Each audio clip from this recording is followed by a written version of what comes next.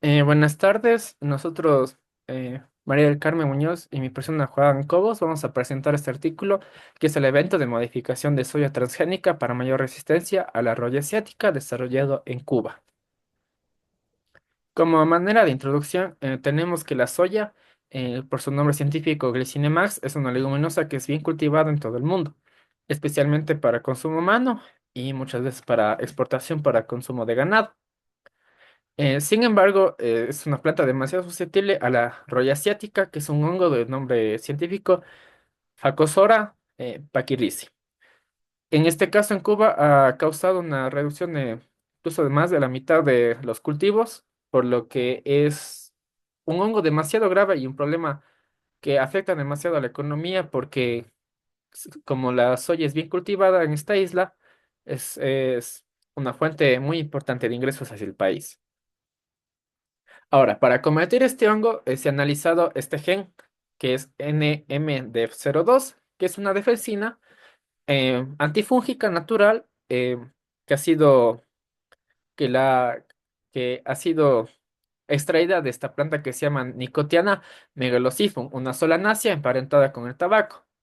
En este caso, esta planta lo hizo para defenderse de un hongo no tan cercano a la roya asiática, pero que igual lo afecta a las hojas, que es la Phytophthora infestans. Este gen ya se ha insertado en plantas como, cultivadas como el tabaco, la papa, el frejo y el maíz, y se ha encontrado que es muy efectivo la transgénesis de este gen.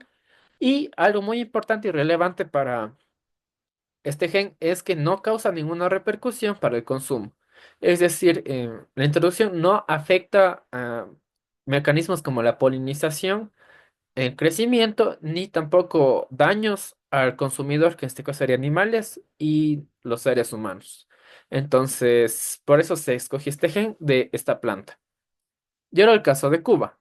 Cuba es una isla que produce bastante soya, sin embargo, desde el nuevo milenio, desde los años 2000, eh, la introducción de la roya asiática ha causado que los cultivos se vean severamente afectados por este hongo, causando un impacto realmente grande en la economía.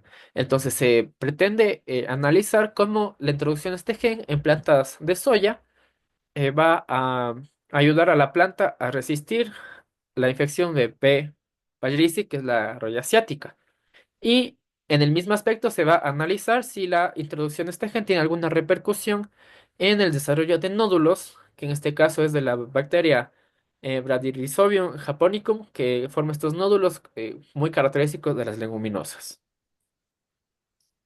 Ya, bueno, como metodología más importante, primero tenemos el tipo de transformación. Para este se utilizó la transformación genética por biobalística, es decir, el bombardeo de partículas en ejes enteogénicos de las semillas maduras del cultivar de cubano de la soja, que es el DT84. Ahora, los genes introducidos, el plásmido que se utilizó fue el PCP4 EPSPS de, que contiene dos genes, el gen que ya mencionó Juan por ese momento, que es el NMDF02, que es el gen de defensa contra actividad antifúngica, y el gen CP4-EPSPS, que es un gen de marcador de resistencia al glifosato. Para la selección y regeneración se aplicó el glifosfato como agente de selección y los brotes resistentes fueron regenerados y transferidos a condiciones de invernadero para su multiplicación. Para la confirmación molecular se utilizó PCR para la detección del gen NM DF02. Se utilizó Southern Blot para confirmar la integración estable y el QRT-PCR para cuantificar la expresión del gen de defensa. También se hicieron diferentes evaluaciones adicionales, como la nodulación con B, que es la cepa semia 5080, y una evaluación en campo durante diferentes generaciones en parcelas de la Habana y Inca, bajo condiciones de infección natural. Bueno, ahora vamos a analizar los resultados de esta investigación. El primero es la transformación de plantas que fueron seleccionadas en medio con glifosato durante 15 días. De estos se sacaron 19 explantes que fueron llevados a un invernadero para sacar una generación T2 y T3 de semillas. Se encontró que la transformación de las plantas en la primera generación fue de 10,7%, lo cual es bastante bueno, y tuvieron un crecimiento similar al control salvaje, que no es una planta no transformada. Aquí vemos en la figura uno, en la parte A corresponde al medio de selección con glifosato y la parte B es ya las plantas, los explantes que lograron crecer en invernadero. Y en el gráfico se puede ver la expresión relativa del gen NMDEF2, que como vemos, como se aplicó la biobalística, no se puede determinar exactamente en qué región del genoma se va a meter el gen. Entonces, es importante evaluar también eh, la expresión de que tiene cada explante. Unos tienen más que otros, pero la transformación sí fue efectiva.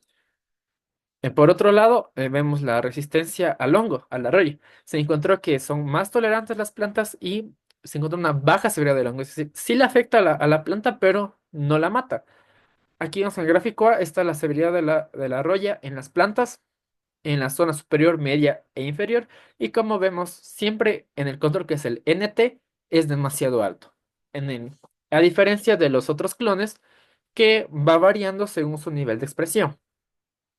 También en el gráfico B vemos esta misma severidad, pero a lo largo de los 3 años que logró el estudio, que por ejemplo hay, hay clones que obviamente tuvieron un mayor porcentaje de severidad, como es el de T84, y otros que no les afectó tanto la roya asiática, como el DEF1 o el DEF17. Entonces es importante analizar también estos aspectos. Y en parte de resistencia al hongo también, se encontró que obviamente las plantas sin transgénicos, sin el gen insertado, eran muy susceptibles. Aquí vemos en el gráfico B que incluso ni siquiera lograron desarrollar, se defolian muy jóvenes. Y en el caso y también que las plantas con transgénicos logran crecer. Aquí se ve en el gráfico A como el clon transgénico está bien saludable a comparación del resto que obviamente sufre las consecuencias de la roya asiática. En la misma línea se encontró que los nódulos estaban activos porque había un porcentaje muy similar de nodulación y por dentro eran de color rojo, lo que indica que están activos. Entonces no hay una repercusión en el desarrollo de nódulos de la introducción de este gen que es netamente antifúngico. Ya, las discusiones, bueno, primero se obtuvieron 22 clones resistentes al glifosato. Esto nos da una eficiencia de transformación del 13,5%. Ahora, para la expresión del transgen, se confirma la presencia y la expresión del NMDF02. Y los clones de F1, 17 y 18, presentaron niveles mucho más altos. También la nodulación no afectada en las plantas transgénicas formaron nódulos funcionales y en cantidad similar o incluso mayor al control no transformado. Para la resistencia al Pachyrhizis, las plantas transgénicas mostraron significativamente una menor severidad de la enfermedad y menor biomasa fúngica y menor defoliación que el control no transgénico. Bueno, el clon de F1 fue el más resistente y se mantuvo más estable en varias generaciones.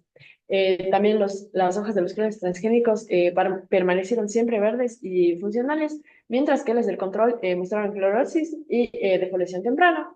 Y finalmente, para el rendimiento agronómico, los clones transgénicos superaron el control en número de ramas, vainas, semilla y peso de la semilla por planta.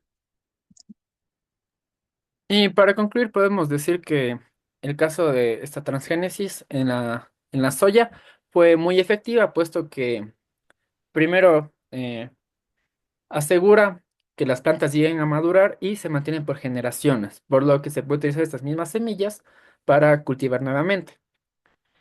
Segundo, que brinda una alternativa bastante eficiente hacia el no usar fungicidas químicos, por lo que, como ya mencionamos, la transgénesis no tiene repercusiones en los consumidores ni en la polinización. Por ende, es segura para el medio ambiente, mientras que permite no, mientras que permite que la planta por sí sola cree sus defensas y como ya mencioné, se evita la tarea de estarles fumigando a cada rato, por lo que se evita otros tipos de contaminaciones derivadas, como puede ser del suelo, del aire y del agua, por agentes químicos. Y muchas gracias.